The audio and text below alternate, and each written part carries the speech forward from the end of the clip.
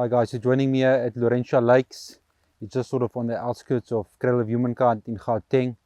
Just down the hill from the mountain behind me is Krugersdorp. Yeah, so I'm here for the overnighter. So I got here just after 1. As I got here, I just took some boilies, maybe I would say 1.5 kilos of boilies with a throwing stick, and I just threw the boilies out at range, sort of nice, reasonable range for throwing stick. After that, I set up camp, pitched the tent, got the cradle set up, landing net, got the bait boat ready. I looked at the weather. The weather was predicting that it's going to be a little bit windy and also some rain this afternoon, maybe into tonight, which is quite a blessing because for the past week it's been quite hot with temperatures up to 30 degrees Celsius. I'm currently on swim 3, and as I'm talking, a big carp just boshed there on my spot. I've got 2 rods sort of very close to where that carp came up. Hopefully I can have the camera on the water a bit later for the carp activity that's on the water. Lots of birds. It's also coming to rest as the evening draws in. The water life on the water, there's quite a bit of sort of duck. There's some coots on the water. And then also I see is a lonely goose on the water. Yeah, by time here it's normally sort of in the evening, anything from 8 o'clock until 3-4 o'clock in the morning. I would say a lot of you do come out at night, so hopefully I can give you guys some good footage during the night. I did bring a nice video light. There we go, the first fish for the night, just after 8 o'clock. I'm going to get it into the weigh sling, weigh it, lift it up and show you guys.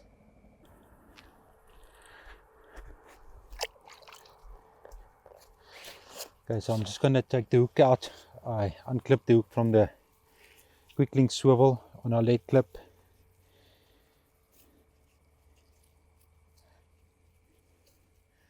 It looks like a nice one, nice big fat belly.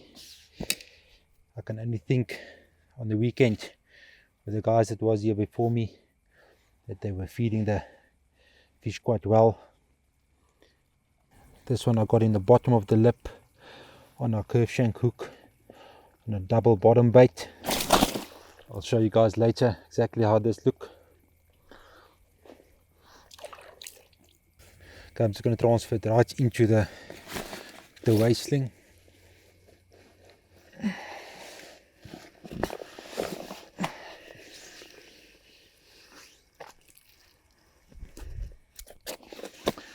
A nice fish this.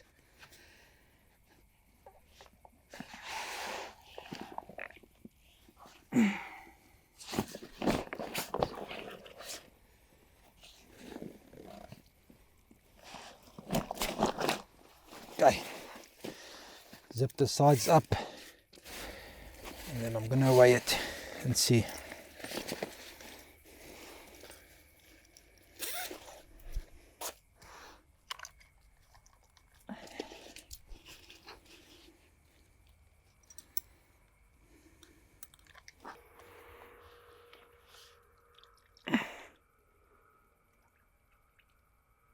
This one just a short of 30 pounds, 29.4 pounds. What a lovely fish.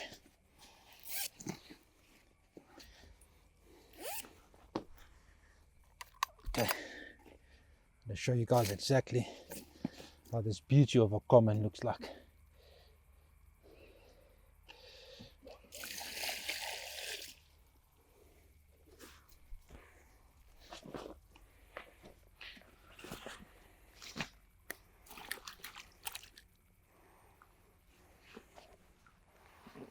We'll see in the video a very nice belly to it.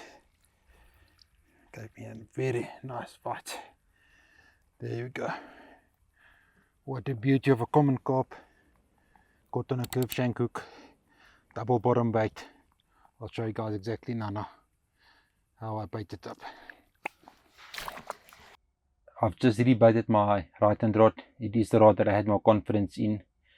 Earlier on, when I was doing the introduction, I actually saw the fish boshing on top of my line, and I actually thought, okay, it was only a matter of time. Luckily, this bite came just after 8, where normally the fish, they start sort of, I would say, between 10 and 2, and at times anything from 2 o'clock onwards until 4 o'clock. Sometimes there's even a chance of a double up. So tonight, if I do to get a double up, it's going to be tricky being man alone, but I'm pretty sure I'll be able to handle that. Yeah, so what I will be showing you guys is the actual rig that I've been using, and also because I'm using double bottom baits, you'll actually see how long the hair is. And yeah, it's sort of a rig here at Laurentia that I've found lots of success in the past. Never was it recorded, didn't take photos of it, but now I've got the chance to show you guys. Okay, so the actual rig that I've been using is a curve shank hook, size 2, with some shrink tubing, and then also you'll see there quite a nice long hair on a rig ring, just normal uncoated braid line with a hook stopper, and then I would say maybe 15 centimeters of hook link, stripped about a centimeter away from the actual shrink tubing, just so that there's nice movement with the hook on the pickup, and then just with a tungsten anti-tangle sleeve. So what I'm going to be doing, I'm just going to take these 2 bottom baits. These are peaches and cream boilies, size 20 millimeters. So I'm just going to thread it onto the needle. And then also what I've done here as a sort of a stopper for the bigger baits is just a half a tungsten hook link sinker that I've attached to the actual hair, just so that it stops the boilie nicely. I'm just going to put the baits on, both of them. Then what I'm going to be doing, I'm just going to take a boilie stopper and then just pull it tight, back the scissor, cut the boilie stopper, and there you go.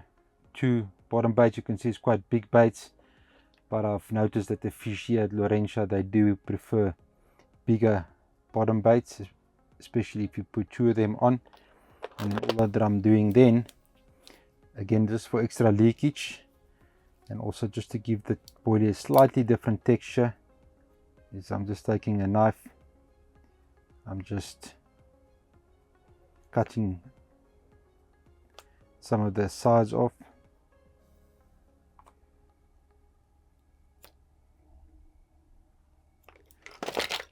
and there you go. That is, I'll be fishing here, and that's also what I caught the fish on, and it's out. So I would give it maybe another 2 hours or so, maybe 3 hours if I'm lucky, and then maybe we can show you another nice one. Got something special to show you, a nice fat Laurentia common carp. This one took the double bottom bait, peaches and cream, on a size 2 curve shank hook called was solid. These big tails gave me a nice fight, so I'm going to put it back into the water, rebait the rod, and see if I can't maybe show you guys another one. Lovely.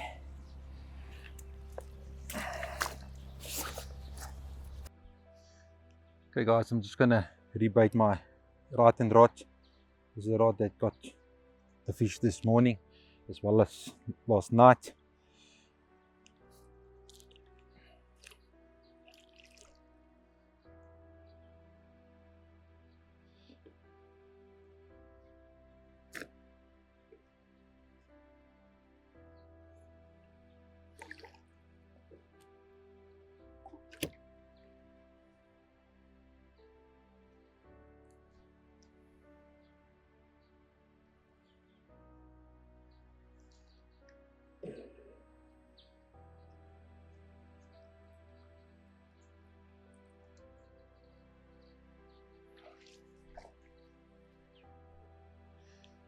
Okay, so what I've done in this case again, I've just opened my bail arm.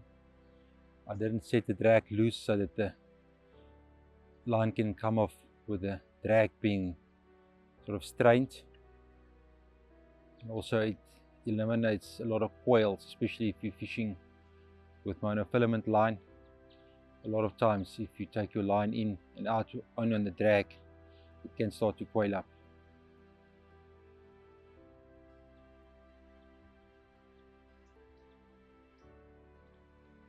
So again, I'm just going to drop where one can comfortably throw with a throwing stick. Also just to throw extra few boilies at the boat. So I'm going to stop the boat, I'm going to grab the boilie stick, and I'm actually going to throw some boilies at the bait boat.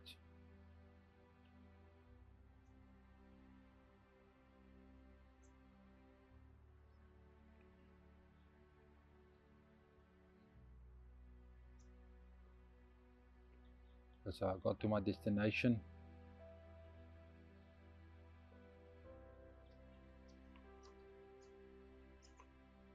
I've dropped both buckets. I'm just going to leave the boat there, grab some boilies in the throwing stick.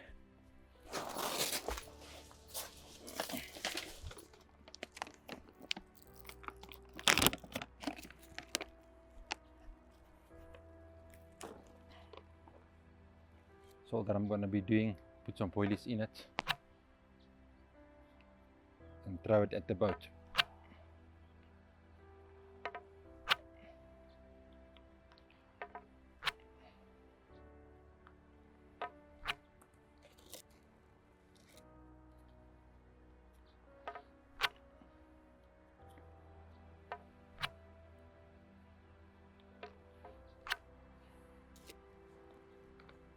These are 15mm boilies, so they're nice and small.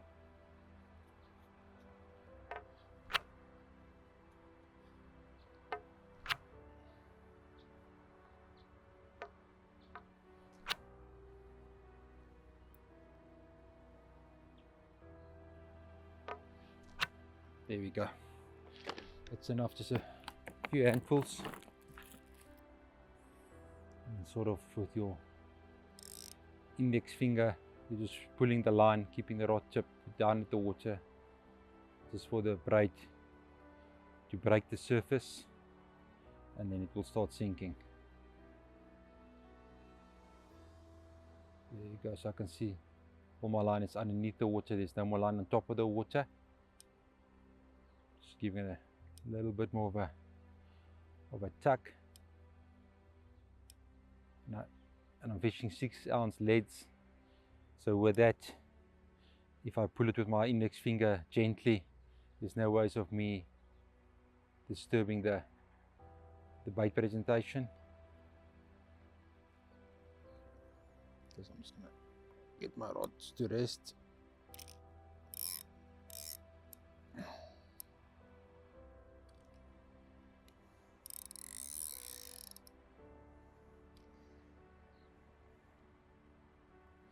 So I'm just going to get the back lead. It's a captive back lead, this one. So the lead is actually on a piece of string.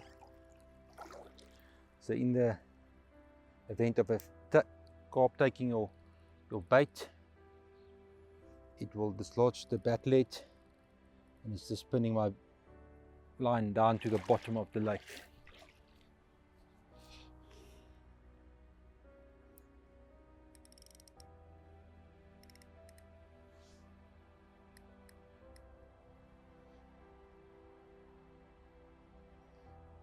And there we go. I'm going to bring in the bait boat again.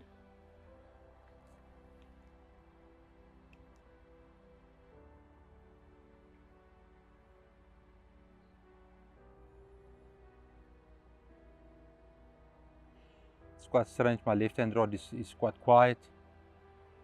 The only difference with both rods is that my left hand rod is also double bottom bait, but I've got a peaches and cream boilie on there, as well as a Spice boilie. So it might be that they are after the peaches and cream boilie, but there's still some time left this morning maybe they can actually pick up my left-hand rod as well. I'm getting to the end of my session. It's been a great session with one fish coming out at 8 o'clock last night, just below 30 pound. And then the second fish that I caught this morning, just sort of at first light. I actually didn't mention it on the video, but that fish was at 35.4 pounds, so that's a welcome fish for me. In my earlier years that I fished here, the fish sort of was just at about, I would say, between 24 and 26 pound. That was a nice fish. Where now, yeah, last night at 8 o'clock, the one for 29.4, and then this morning very early 35.4. So the fish has gained weight here, and it might also be that the policy at the lake is you only allowed to fish with boilies, and cooked hemp you can put in with your feed that you're putting, but there's no particles that's allowed at the lake, no conventional tackle or anything. There's a strict sort of inspection tackle that Shannon has to do here, where you'll look at your lead clips to make sure that your lead clips are correct, and your cradle, do you have a cradle, is that correct? Your landing net, is that correct? Your fish care, when the fish is badly hooked in the mouth, also some sores on the body, that you can actually treat it just for the fish to be better off after being landed than before being landed. And then also, yeah, one of the rules here is you only allowed to fish with braid. If you want to use monofilament as a leader, it has to be quite a thick leader with a minimum diameter of 0.55 millimeters. And yeah, that's the reason for that is the lake is big enough, but still the crabs do sometimes get the better overhand of your bait.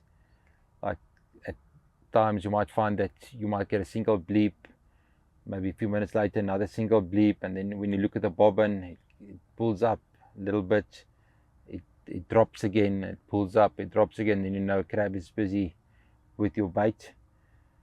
Now from my experience, again also fishing with double bottom baits, if the crab does get hold of your one bait, you're still presenting another bait on your hair. And also with the crabs sort of playing and pinching and having a go at your baits, it does sometimes, I would say, grab the attention of a carp passing by, looking to see what's going on. And yeah, at times also you might find that while the crab is toying with your bait, maybe within half an hour later, a carp actually does pick up your bait as well.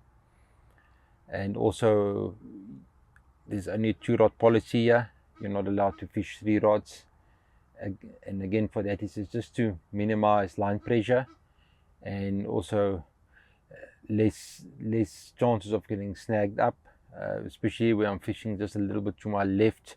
There's a white PVC pipe sticking out of the water that should indicate that there's a snag. And then also peg 5, which is the far left hand margin near the dam wall, there's also a white pipe there, also to indicate that there's also a tree still there.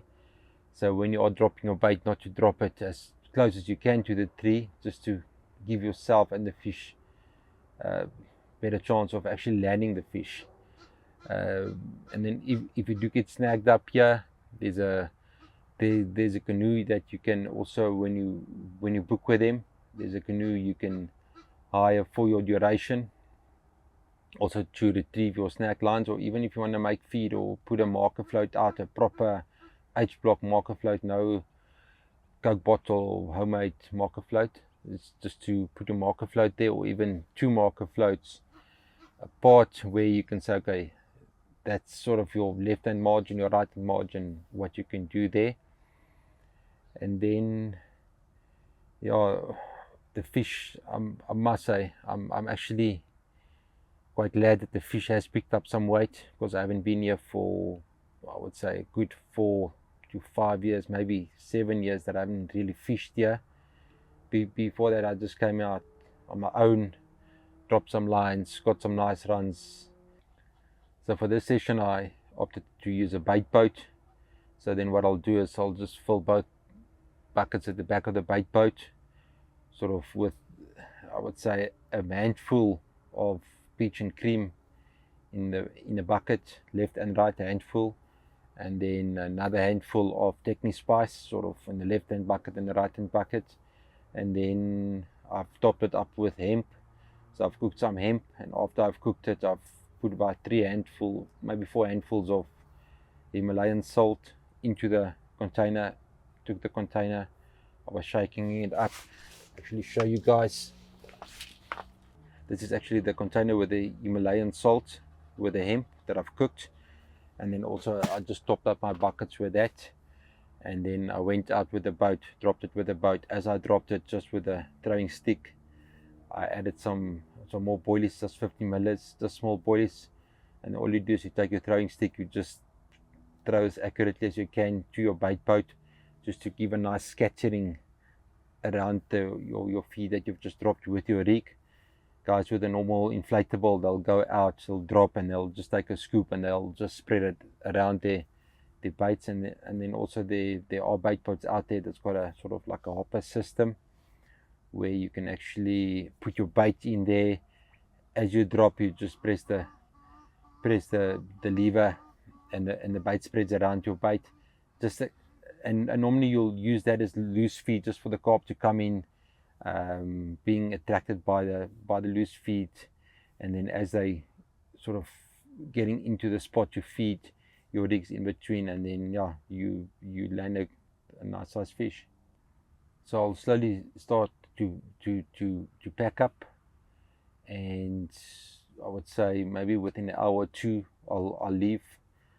Time to leave here is 11 o'clock, but I'm gonna see if I can't leave before that, because by time, from my experience here, sort of 9-10 o'clock latest, that you'll be able to actually get a run here. So I don't know if other guys has fished there before. They can put a comment below, tell me sort of what bait they've used during the day here, also what peg they fished, and then that will also give a better description to the possible angler out there that's interested in joining Laurentia Lakes by being improved. Very nice, safe environment. There's a toilet with a nice hot shower at the top here by peg 3. On peg 5, you've actually got the ability to sleep inside a sort of almost like a building, solid brick building, nice lined roof, sealed roof.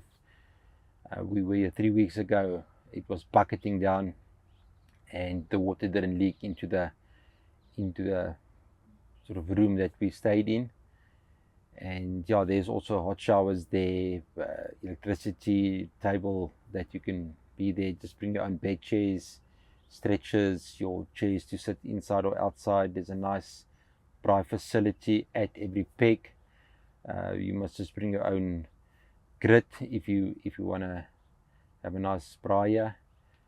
And yeah, let's see, maybe if I'm lucky I can show you guys another fish on camera. Otherwise, if I don't see you again, we'll see you at the next video that we're gonna bring out. I did backlet this line, so it's actually quite strange that it did pick it up.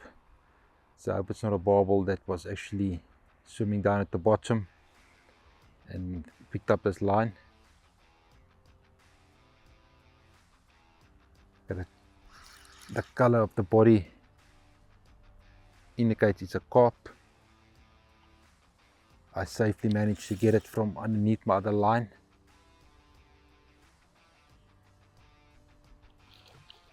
It looks again like a nice sized fish. So let me land this one and see what we have.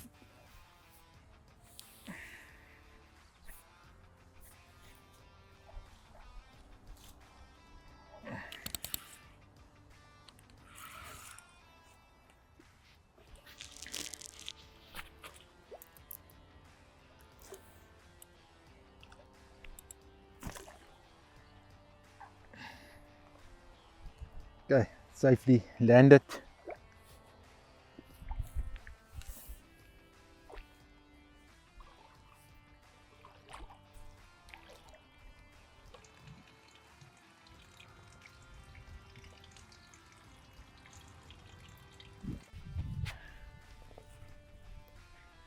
Okay, another nice Laurentia common carp. There's quite a lot of common carp in this lake. It's quite rare that you do catch a mirror. So if you do catch a mirror, it's quite a special one. This one just over 28 pounds.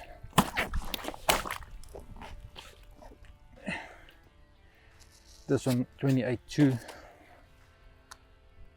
What a nice common carp. This one also fell to a double bottom bait. Peaches and cream and a technique spice. Boilie. You can see the tail at the bottom. It's not as nicely formed as the top.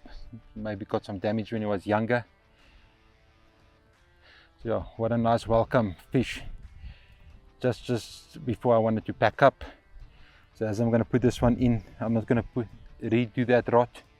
I'm just going to leave it there, start packing up, get home, go on with my normal daily work.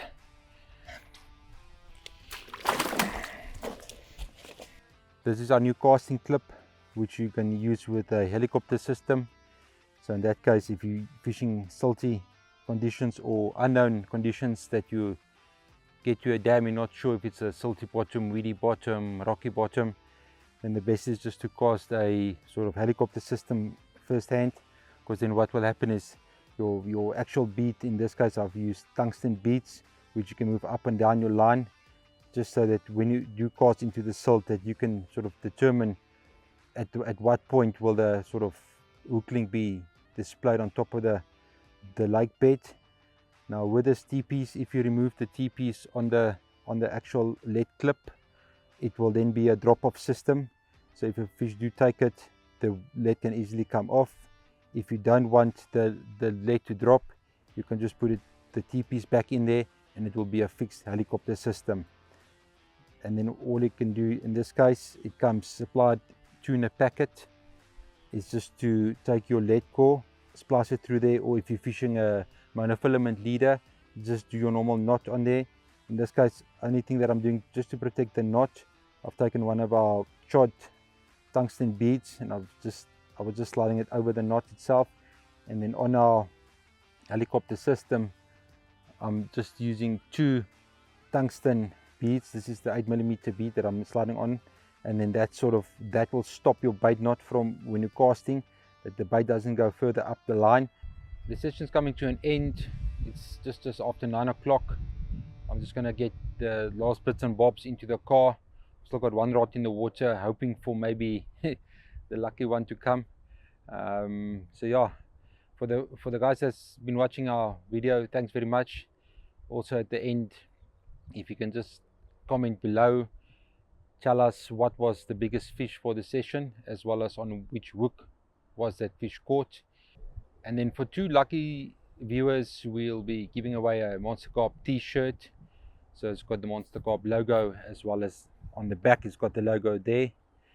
And then once you've been selected as one of the 2 lucky winners, we will then get in touch with you, get the shirt sizes, where you are based. These are shirts only within South Africa. We'll courier it anywhere within South Africa. And yeah, thanks for watching.